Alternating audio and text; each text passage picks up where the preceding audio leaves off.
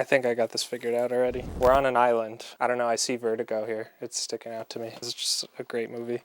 All right. I see part 2 here. What else is there to say? I might have to take 1 too, but that would be it. I would want like motivation to escape. Okay. So I got to pick Rocky 2. That's going to give you the energy to build a raft or whatever. Yeah. I'm Joe Picozzi. I'm a writer, director, producer, editor, and you're watching the Film Stock podcast.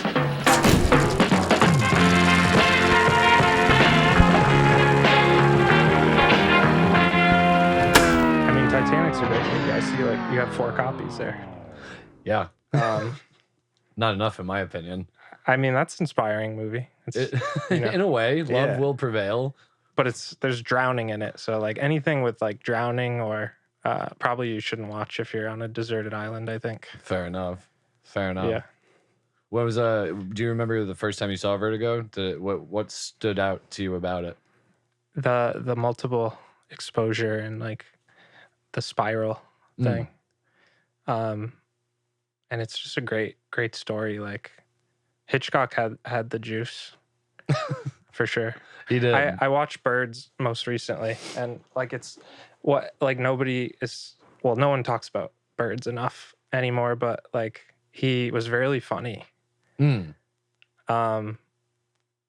that whole thing is funny, but like there's a scene in it where at the beginning when she sees like the guy and she's like pulling in with her boat, and it's like very romantic, and it's like they got the strings going, and then like this bird like comes out of nowhere and interrupts it, and it's like, you know, and it was just funny as hell.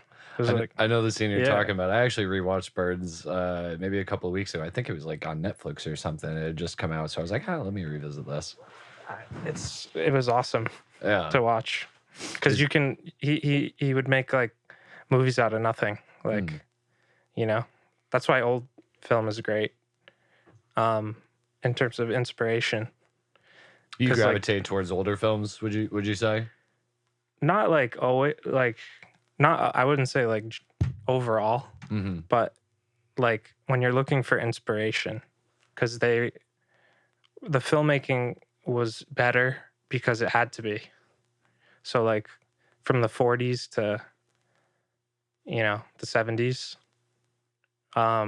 they were just doing really, like they were expert, you know, super, super pro with the camera, because they had to keep it interesting, you know? Yeah. And like, in terms of like old comedies were shot a different way than like how American comedies are shot now, which is like, you know, TV. Sure. Yeah. Yeah, I know what you mean. Ace has a funny thing that he says that, you know, filmmaking got it right with Casablanca, and then after that, it's all been downhill. There have been some good movies since Casablanca. Yeah. Fair enough. Fair enough. Did you? I'm curious. Did you go to school for filmmaking? Yeah, I did. Yeah, where'd you go? I went to U Miami for undergrad, and then worked for 2 years in LA, and then went to USC for grad school. What were you doing in LA? I made a movie at U Miami, and it was like my first good thing that I had ever made. So they got really excited, and they do this screening every year. One of the many great things about U Miami's like film program, but they do like a best of the year, and they take like 8 films out to LA. So, oh, cool. Okay. It was a cool introduction to like Hollywood. It was totally bad advertising, like, you know. In what way? What do you mean?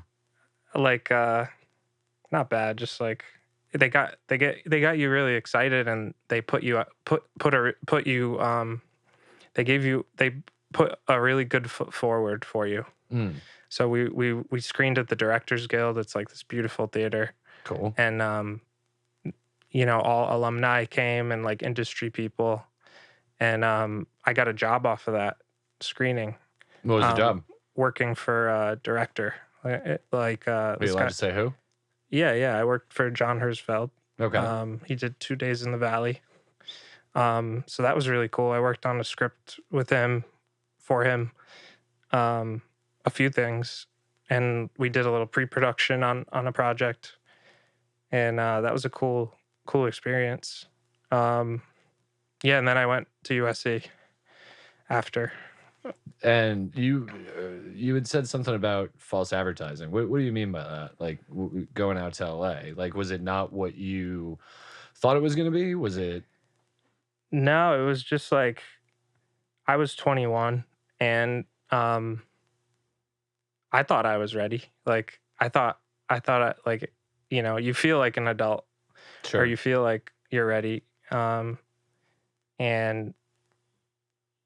there's a lot to learn about the industry. And also like, so like having talent is one thing, and like getting through your first accomplishment, like your first solid project that feels like a movie and plays like a movie. Mm-hmm. Then you need the endurance, right? And you need like maturity, and you have to be able to recreate that like on a whim, you know. And did you not feel? Did you not feel prepared for that, or was it? No, I like I think coming out of school, and you're comparing yourselves to your friends, right? With like business degrees, Sure. and or going to pre-med school, Yeah. going to law school. Yeah. There's like a really clear-cut ladder. So like when like doing my quote unquote thesis film in undergrad and having it hit the way I wanted it to, Mm-hmm. and not landing any work out of it, and have nothing, not having like something. Well, I got the job, but so that was like I was just really negative, I think, graduating, but I was like, there's no ladder like other professions, so like to expect that, I think, like set me up for Maybe a bit of disappointment. Sure. Yeah, so like everyone kind of experiences that, and then you get over it because you have to. Yeah. So the senior thesis project, the film that made the top and then went to LA, was that which one was that? Was that I want to beat up Clark Peters. yeah, I watched that. That was really fun, dude. It was a really fun movie. And I wasn't blowing smoke when we sat down. I was saying, you're a really good filmmaker. Thanks, man. Kind of his central struggle and the way you kind of went about constructing it. Talk about that process. I mean, where'd the idea come from? I was coming off of a web series that I did the year before. I did like a 6-episode web series with my friend, and it was a great experience, but it like didn't come out how I wanted. And I was going through like my first like heartbreak, adult heartbreak, and I was just in a really like like reading self-help books, and like I was like really like going through it for a minute, and it all kind of like aligned, where I figured out how to be vulnerable and creative at the same time. Sure. And first time I really like marathoned like the movies I wanted to make, the type of movie I wanted to make, and like put it all together, I would say. So like coming off of like what I at the time was like a personal crisis, like this idea came about where it was like, I'm gonna use this as fuel to like, I'm gonna turn a loss into a W. Yeah. I do. So like that was like personally maybe my favorite experience, because it kind of like it taught me what I want to do, Yeah. the engine Sure. that is going to get me from project to project, Yeah. Did you always want to be a filmmaker? Yeah. When did you know? Like, I like to ask the hero's journey question. Was there like a specific moment you knew this is what you wanted to do? Yeah, I wanted to be a writer first. Okay. So I always wrote stories. My uncle got me into it. He's a writer and painter, but um, I would write stories with him, and we would make up these characters and like these things. And then I started doing that on my own, continuing the story. And I would bring them in to elementary school and like read them for the class. So it was like this whole thing. But I think from there, like interest in writing turned into like an interest in comedy and SNL. And like I got these like SNL DVDs, like best of Will Ferrell, best of Chris Kattan. Yeah, yeah. Uh, I had a couple of those. yeah. So like that was like my favorite shit ever as like a 10-year-old. Yeah. So it became like, how do I do that? Like, how do I write like that?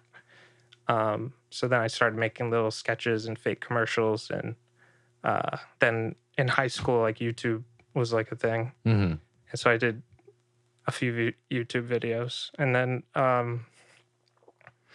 that turned into like, it went from like, I don't know how I would ever do a real movie. Like that just seems like too big of a project, like too much to think about. Mm-hmm. It started like, oh, if I don't have to worry about like the production design and the how quality it was, and I just focused on the comedy, that it was like a good half step Sure. in, like a dip your toe, so you're not like totally overwhelmed. Fair enough. So it kind of like it was a good like little staircase to making films. And then when I had to decide what I wanted to study, I was excited to like dive into that and get like a real education. That's great. So, I mean, going back to your inspiration for, please forgive me. I want to hit Carl. I want to beat up Carl. I want to beat up Clark Peters. I want to beat up Clark Peters. I mean, it's interesting to hear that something so funny came out of a dark place in your life. Well, I mean, I haven't watched it in a while, but it's a super angry movie. Like, don't you think? Yeah, I think it's angry, but it's there's a lot of energy there behind it, and it's funny like to watch it now.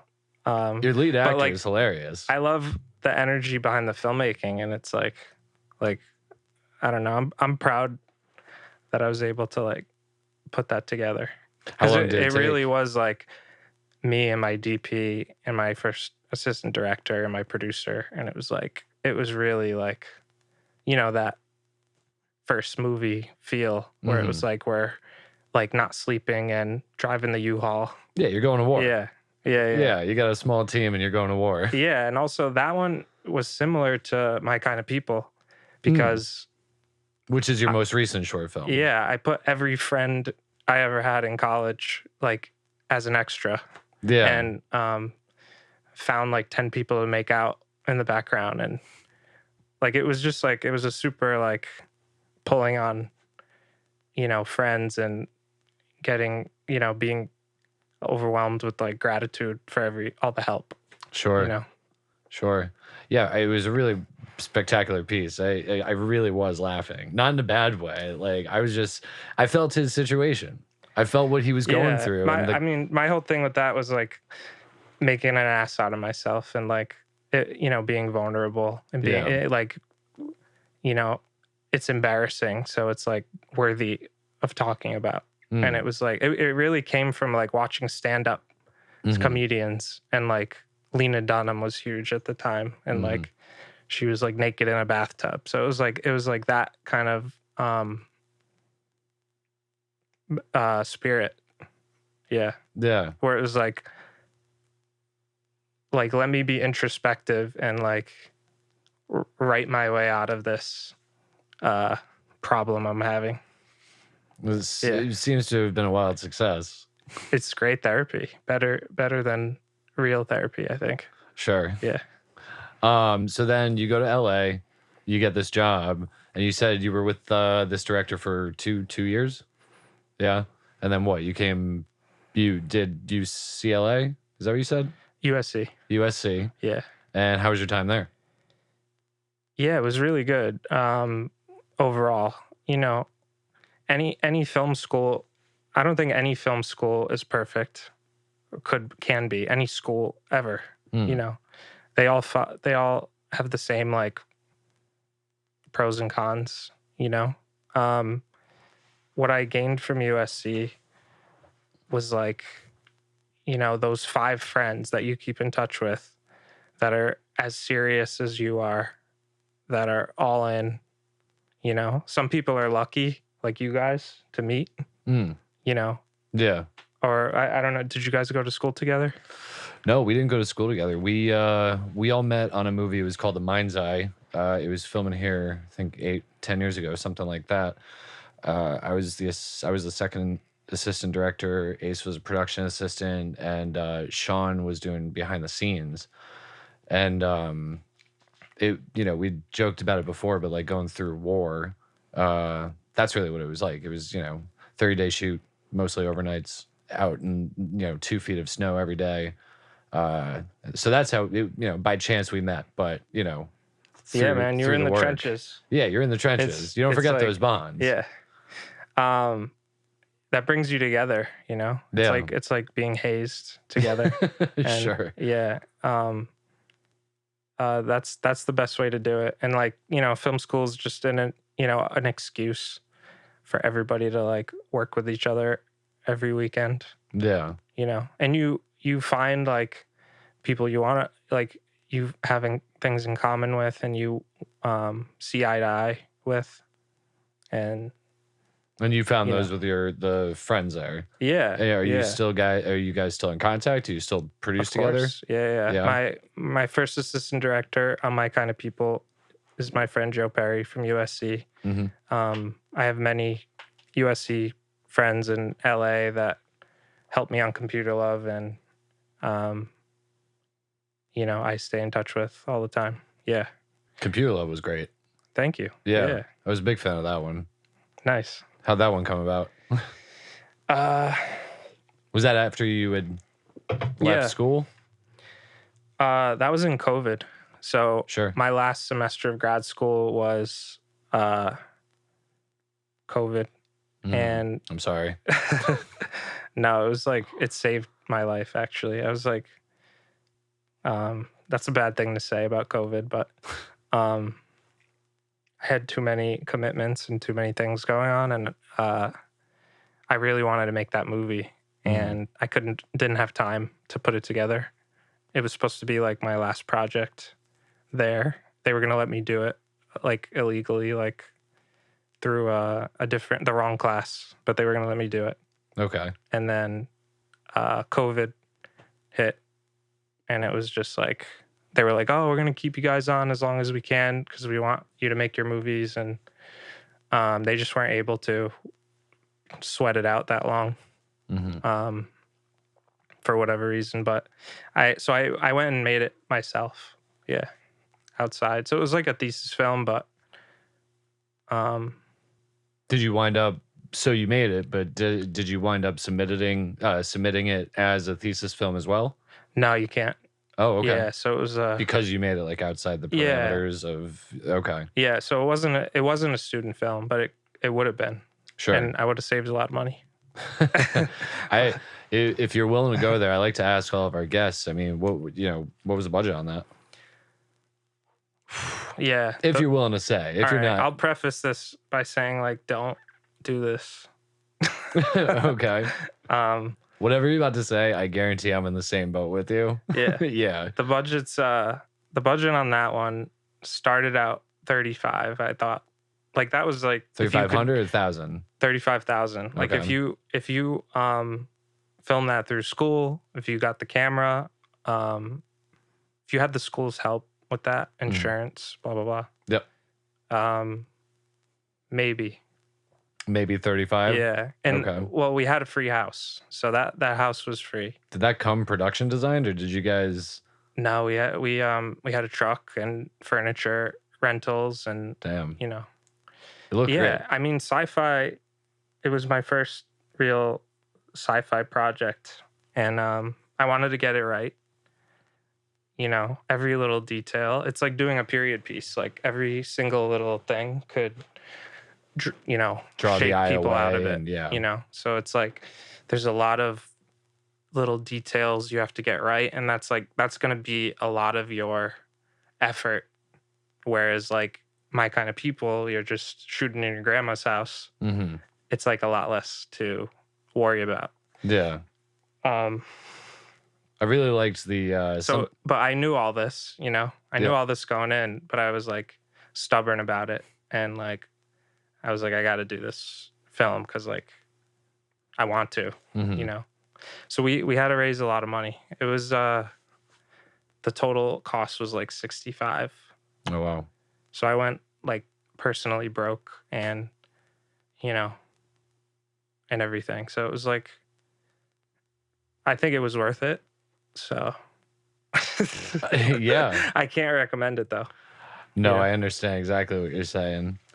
I mean, I went for broke and I went broke, but like what'd you end up doing with the film? Did you take it around the festivals or? yeah. So we had a nice run and we ended like 2 months ago. So did you really? Been a while. Congratulations. Yeah, thanks. And it opened new doors and got me going with new stuff. Yeah. And got me work. Yeah. So you know, I feel like this whole like pursuit is like stuff I wouldn't recommend you do. Why is but that? It works out, you know? Because Why it's wouldn't you hard, recommend man. it? It's 'Cause really it's hard? Yeah, right? What do you think? I agree.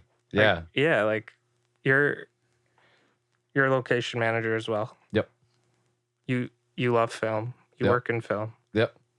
Would you recommend it to somebody else? I suppose when you put it that way. Yeah. If you don't love it, I wouldn't recommend it. Yeah. Like if it's not everything in your being, Right. I wouldn't recommend it.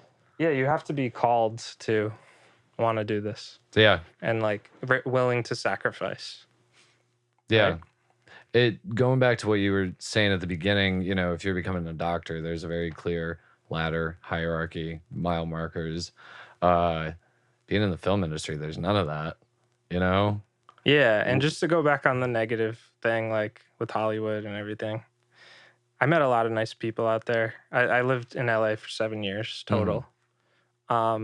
It's really it's like that mantra where it's like you create your own reality, right? So if you're like creating negativity, you're gonna meet the most cartoonishly evil people like you can think of. And if you stay positive, you're gonna have a great time out there. You know? But yeah, they it challenges you because with traffic and expense and, you know, bad luck and mean people and like, you know, it's challenging, you know. So what brought you back to you're from Rhode Island originally, right? Yeah. So what ended up bringing you back here? I'm in New York now. I'm in Brooklyn. Oh, you are? Yeah. Oh, wow. I didn't know that. What are you doing in Rhode Island, if you don't mind me asking? Because I'm here for Thanksgiving. Yeah. Oh, fair enough. Fair enough. Yeah. And for the premiere, or were you here? I was here for that. I had to go back. And You went back. Now I'm back. Gotcha. Yeah. So I go back and forth on the train. Oh, cool. I love being back. I'm so happy. Yeah. On the East Coast? Yeah, mainly because my I'm closer to everybody and, you know, I feel like grounded over here. Sure. So tell me about, so I went to the screening at the Avon for My Kind of People. Yeah. Really well done, man. Thanks.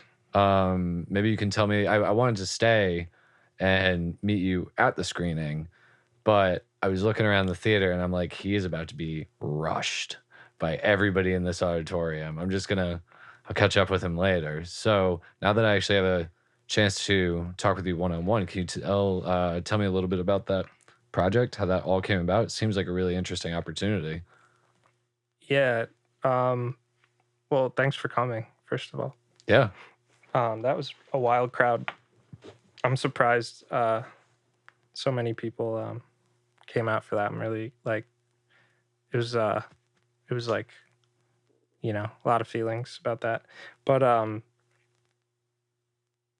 so at the top of this year, I was like, what do I do next? Like, where do I go? You know, what do I want to do? What do I need to do? I was like super like obviously like write a feature, try to make a feature, but this Russo thing came up. Saw an email or, you know, got word that they were doing a fellowship, um, and it was Italian American. And I was like, it kind of lined up with what I was at least like considering doing, which was something local, something Rhode Island, because Mhm. I hadn't done that before. And I'd been like avoiding it actually, because like Why is that? I really wanted to get it right. Mm-hmm. Like, you know, I tried a few times to like write things, but didn't really have a story. Like, you know, so like the award essentially like inspired the idea. So it was like once I had the idea, I was like, oh, like I can do it Mm. like at my grandparents' house, and I can do it over here and like do a Rhode Island movie. Yeah. Yeah. It it's interesting you say that because the setting in that project is very much a character in and of itself, and watching it, it feels like a Rhode Island film, and I very rarely see people get that right. Like, I know there are a lot of movies that come to town and they want to utilize Rhode Island, and I'm always joking with Shawn and Ace. I'm like, whenever they come here, they just want to go to the Capitol or Federal Hill, and like there's so many other good places, so many different textures here in Rhode Island that I feel like everybody just either doesn't know about or glosses over, you know? Yeah. Yeah. I mean, it's when you grow up in a certain place, you don't think it's like anything worthwhile, like anything worth talking about. I You feel.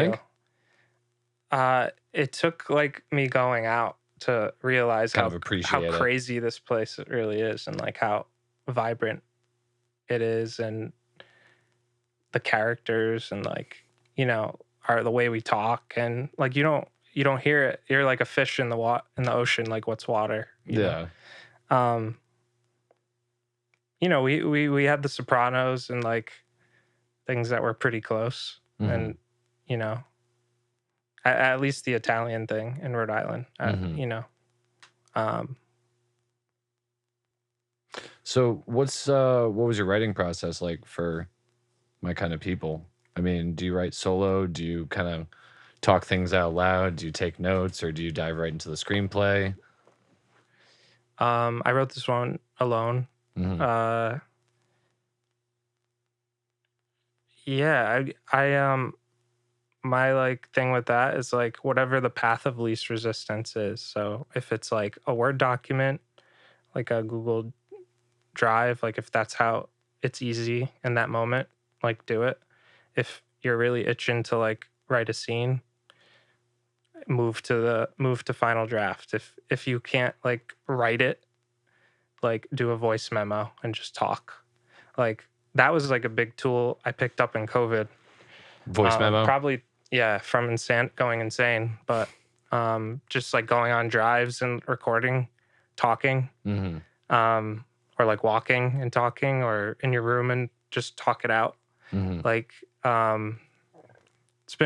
it's a good way to like immediately shape an idea, Mm. because like the minute you speak it out, you're editing, you can edit it and fix it like Sure, really it takes fast. on a form. Yeah, because like typing is an extra step, you Between know. you and the idea actually becoming something. Yeah. And how long did the writing process take? Got the award in April. We had a script in a month. So how did I know you said you got the email, but like the award, how does that come about? Did you have to submit an idea, or Yeah, mainly it was a pitch video, okay. like a sizzle Yep. kind of thing. and then a lot of like written stuff, like a statement, synopsis, budget. Okay. So, and you, to my understanding, were what, one of the top 5 finalists? Yeah, That's They awesome. pick 5 Okay. projects. Yep. So, what happens to the project now? I saw it at the Avon. Does it go on for another? Like, does it get submitted, or is this award? Are they going to then judge the top 5, or? Yeah. So for this particular thing, the fellowship, they're picking one project actually on Monday. That's awesome. Yeah. How you feeling? I don't know. Yeah. Yeah. I mean, I like what we did. And I want to win, obviously. But all these projects look great, man. So Did you get to see the other ones? I haven't seen them, No. but all very talented filmmakers. You know, they all went all out. Mm-hmm. So we'll see. I don't know. And Yeah. how they're gonna email you? You got a phone call? Do you know? They're gonna announce it on social media, I think. Yeah. Is that something that anybody can be privy to if I want to, see what the results are? And Yeah, it'll be on the Russo Brothers Instagram. Yeah. Cool, man. That's how they do the news. Yeah. Awesome. Yeah, we got warning that they're gonna do that. We don't know who won, but awesome. Yeah. What was the filming like? How long does it take you guys to shoot the thing? 3 days. Really? Yep. Oh, cool. So it was really jam packed. Like, probably should have been 4, but that was the money that we had and the time. But we got it done. Yeah. And do you actually like the filming process? There's some people I know who really prefer the writing process, and they see that the filming process is just the, necessary evil so they can get to the editing room. Or do you enjoy each phase? Or I like all of it at this point. Yeah. Yeah. I think when I first started out, I really hated set, and I was like cooking up ways to not be on set. But why is that? No, like I actually saw this thing, like how Ridley Scott shot Gladiator, Mm-hmm. and like basically he lights really evenly now, so he can shoot 1 million cameras, so they can move fast. Yep. Yeah, like that was like my thinking in college. I was like, I want to do like multi cameras, and I don't care about lighting because it was boring. The actual lighting process. Yeah, like it was like pulling teeth, and especially when you're working with, when you're brand new, you don't know what you're doing.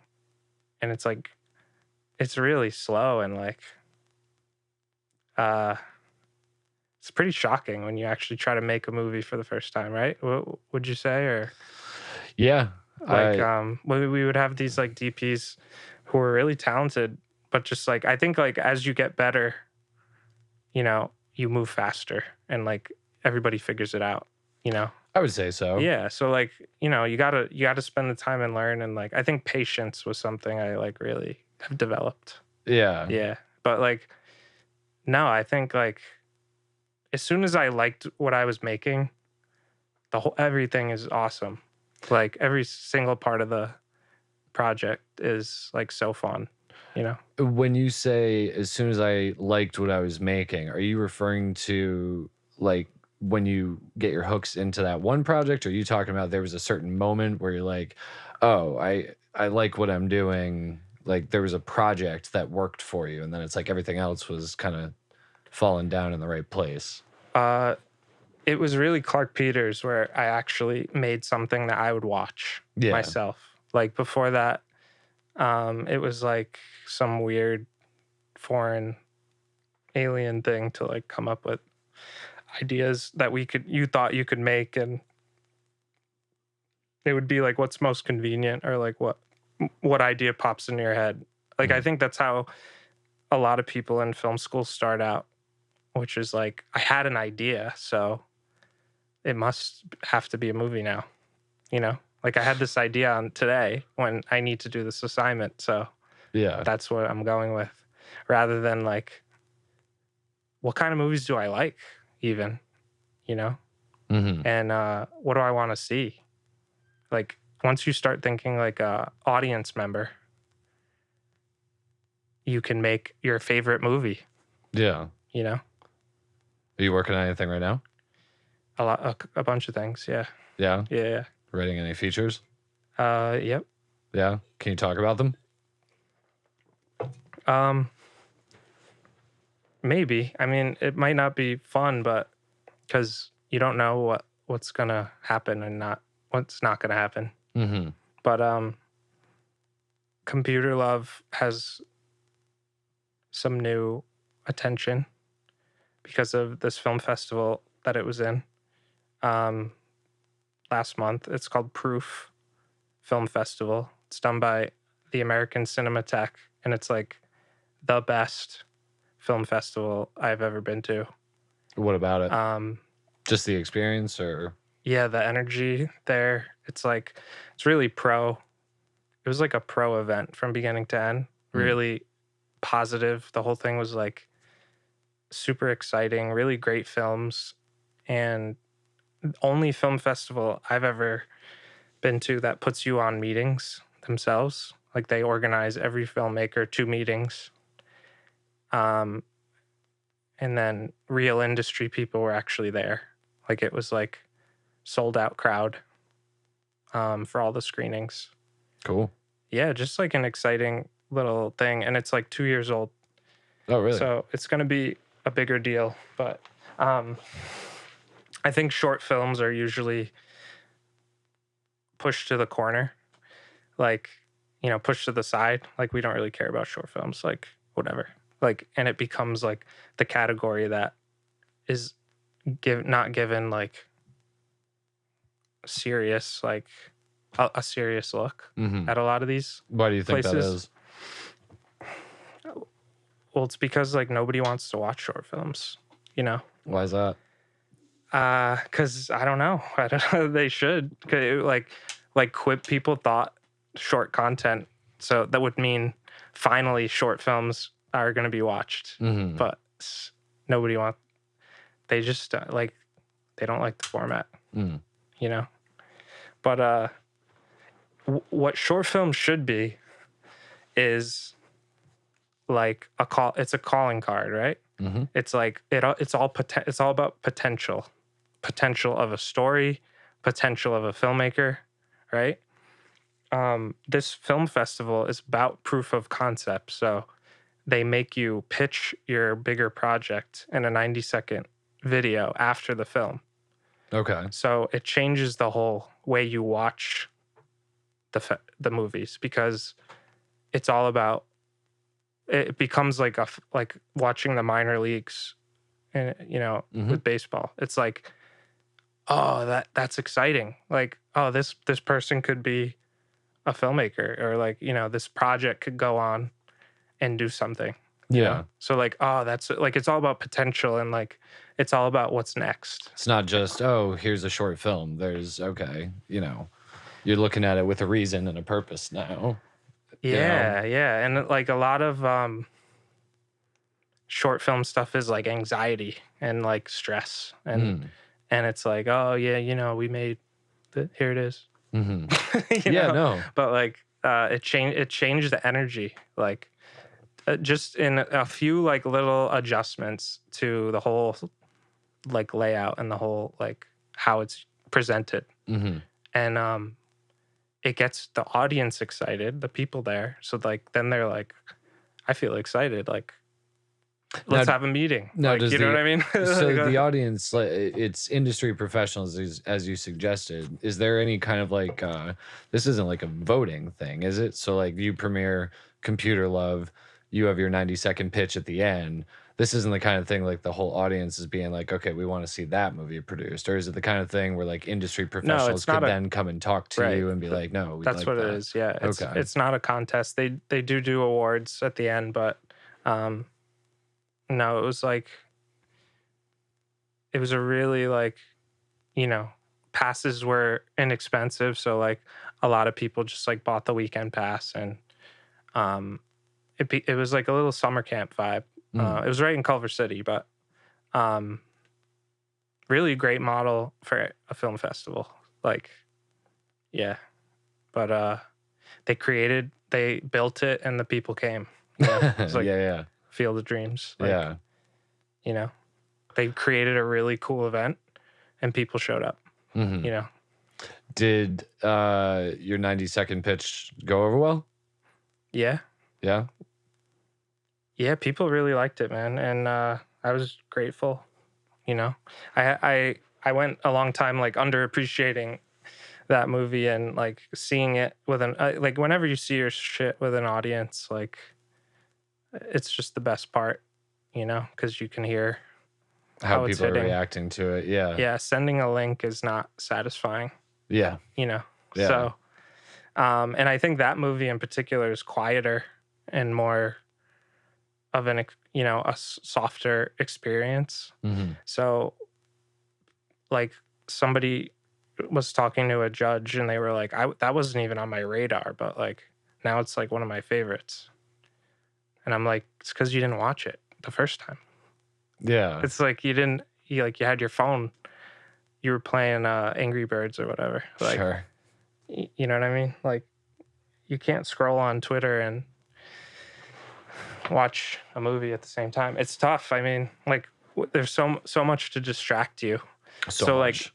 you know, that's why the theater experience is like so important, and you know, why we need to protect it, and like, because like you're never gonna get a better watch than in a theater, a dark When theater. you're focused, you know, Yeah. with other people, there's an energy. Yeah, about it doesn't work. It's like trying to do a magic trick, but there's like a million things going on everywhere. Mhm. It's like, you know, it takes away from the art. That's why, like, that's like really the big thing with streaming is like, yeah, okay, it's easier. It's you know, more convenient, but you know, it sucks Mhm. ultimately. You know, I do. it's Yeah. not ceremony. It's not ceremonious. They haven't figured out premieres on a streamer. You know, How so? What do you mean? well, it's like, you know, when Michael Jackson's music video came out, Yeah.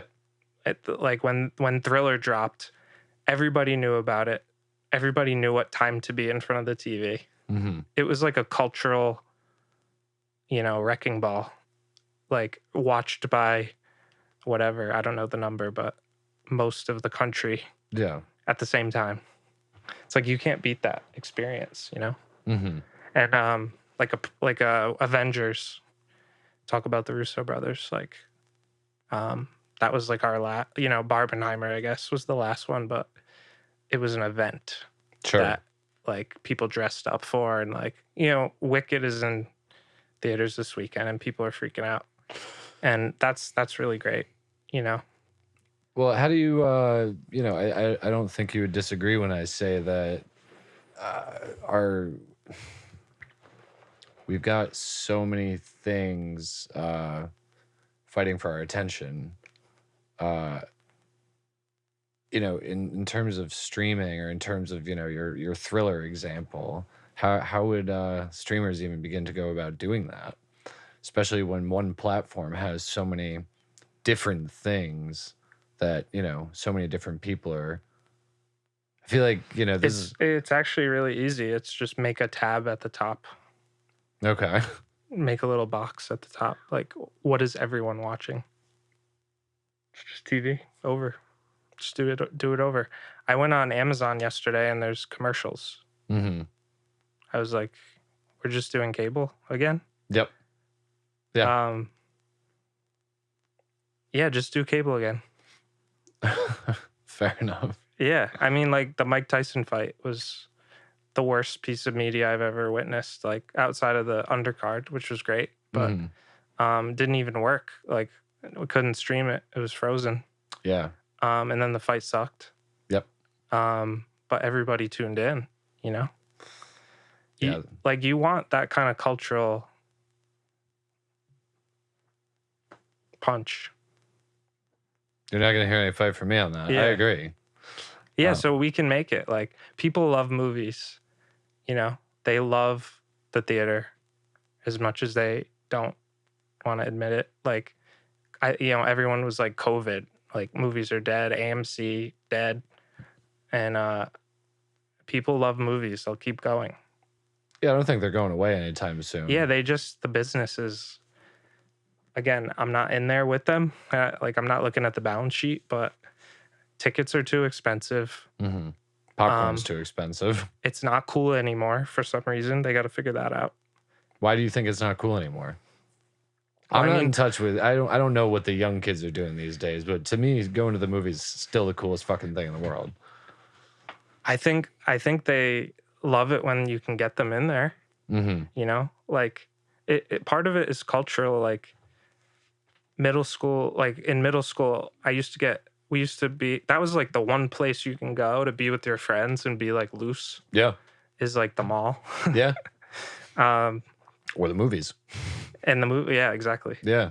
And they don't do that anymore. So, that's like, that knocks out like a big audience.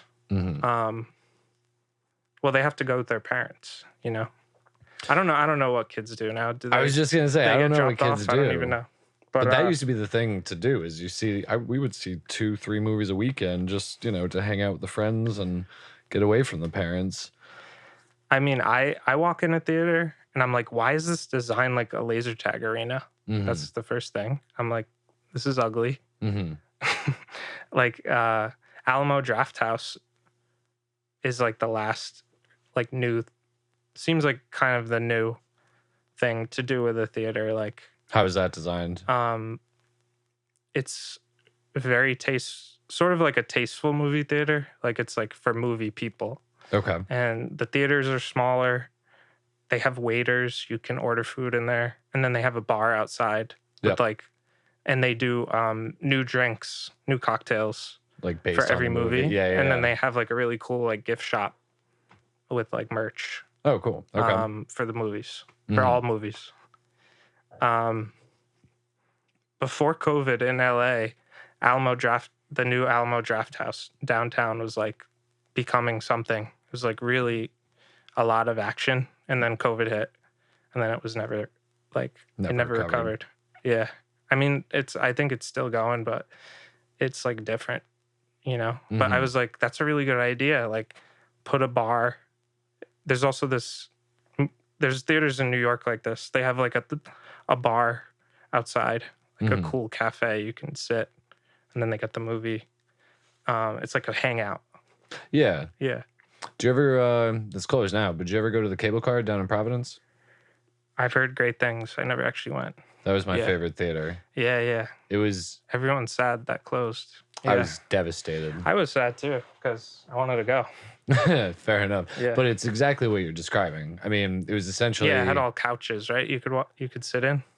Well, and watch. The theater had, each row would have like a couple of single seats and leather couch and a couple more single seats. But outside of it, bar, cafe, and, tables, chairs, like it was a place to just be and, catch the movie or hang out after. I mean, you got to make it cool, whatever that means. Like, that sounds cool. You got to make it like... You gotta, like, they gotta remember marketing. Mm-hmm. Yeah. Like, old school movie marketing is not working. They need to do it like the election. They need to brainwash people with social media somehow. Mm-hmm. They gotta use influencers. Something. Whoever figures that out will win. Yeah. It's dark, but. Yeah. Well, maybe you could be the one to change it. I'm just worried. I'm like, yeah, like that's a separate person. That's a separate guy that you hire, some Russian hacker or marketing genius. But like, it starts with the work, and I think like the way the industry is set up, like it would take us 5 hours to get through it, but it's not conducive of like real filmmaking like we love so much. Are you talking about the movie like the theater chains, or are you talking about the No, I'm actual talking about industry? the actual Ooh, tell me more. industry. Tell me more. Um, yeah, I'm not even in it yet, but um, too many layers now to it, where it's like, I'm just going off of like what I'm hearing and what I'm seeing out there. Which is? Um, layers and layers of executives that are really short term, thinking short term, and need to keep their position, need to justify their existence, and like development hell, classic. Like, it's always been a thing in Hollywood, but now that they're owned, all these studios are owned by like bigger companies, and like they're merging and they're consolidating, and they're getting like sterile. The whole like you can feel it in the product.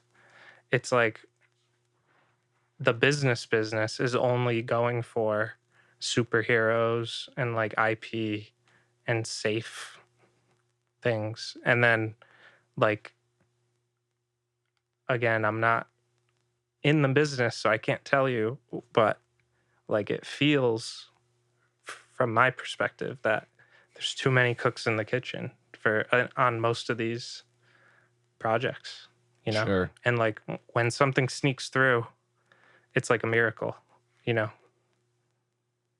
But it's kind of always been that way. But it feels even worse. But or just like the pendulum like swings back and forth. Like they compare this era to the 80s when after Jaws, like they went all crazy, blockbuster crazy, and it crashed the whole industry. Yeah. And then they started making good movies again. Yeah, in the 90s. Yeah. We actually have been talking about this quite a bit. It feels like, to use your idea about the pendulum swinging, I feel like, I don't know, within the past 2 years or so, the pendulum swung way too far. And I think that it's starting to come back. Like I would love to see this be the next period of like the late 60s, 70s, and like the 90s films being made. It feels like culturally we're crying for it. I'm super bullish on film and like movies in the next 10 years, 20 years. Like while everyone else is like, this is over, I think like this particular period we're in is going to inspire exactly what you're saying. Like a new 90s, a new, like, I just feel it bubbling up. I do too. And you can also see it like in the numbers, like Terrifier 3. Yep. Making $80 million. It's like, that was an industry movie, but really homegrown. Not even an industry. Like the industry didn't want it. Even after he had two, I haven't seen the Terrifier movies, by the way. I don't know what they are, but it's exactly what you think they are. Yeah. Whatever you think they are, it's that. I want to see him now because that, like, I give that guy a lot of credit. It's really cool. People are speaking with their dollars. Yeah, and he really, it's whatever it is. I know it's creatively confident because nobody wanted it, and even after he made money 2 times, they didn't want it. They didn't want to make money on the third one. So it's like he went and did it himself, and then like him and his financier, like basically created an $100 million franchise with like no money. So it was very impressive. It's really like really hopeful for everyone, because like everyone was talking about this like new wave, the new wave where like we have iPhones now, so like you can shoot whatever you want and you can make it happen. And what do you think of that? Well, it's the easy thing to say. It is kind of true. It's way easier than it was for Francis Ford Coppola. a lot less expensive, but it still is expensive to do something really pro. And you can't get around it, you know, unless you're taking advantage of people and taking advantage of their time.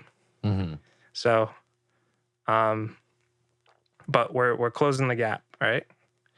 Black Magic and, you know, iPhones and like everything's getting better and better. So like, yeah, you know, I think like where the revolution is happening is like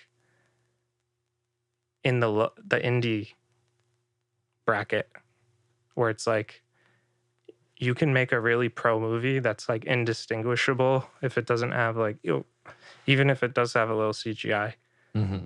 with 8 people, like, you know, with a indie crew, you can make something that's phenomenal, you know. I agree. And it's only going to get better and easier, right? Mm. So like they've been talking about this for 20 years since like digital cameras, right? But like we're finally getting close to film, and like it's finally getting like it's getting even easier. I think like, you know, we're on that curve toward that. I don't think we're there yet, but we're close, you know. I feel it bubbling. Even since when I started, like the computers work better, the cameras work better, you know. Do you have a preferred editing system? Yeah. I've always edited on Premiere. Mm-hmm. However, DaVinci is really, really good. That's where it's at. And I think I'm a DaVinci guy now. You made the switch. Yeah. Hell yeah. Because I had some technical issues and I had to switch the project over, my last project. And DaVinci is so fucking fast and good. Yeah. And it's just easier to move to color and everything else. Yeah. Is it, you know, in terms of shortcuts and whatnot, is it comparable to Premiere? Easy to learn? I haven't gotten like deep enough in it to say, but Okay. ask me in like 2 months, because I just shot a music video and I'm gonna edit in DaVinci. So Oh, cool. I'll let you know. Yeah, let me know. Yeah. That's awesome, man. Well, Jesus, I guess to close out, I'd just love to know, you know, what's the most valuable learning lesson that you've come across in your time in the industry and around the industry and making your own projects? If somebody were to ask you, you know, what would you say? Most valuable, watch movies. It's very obvious, but nobody does it. Like, I'm talking like really, like Leo said Scorsese made like encouraged him when he was young, when they first started working together, to like crank 3 movies a day. Mm-hmm. And it was like the best thing he ever did for his career.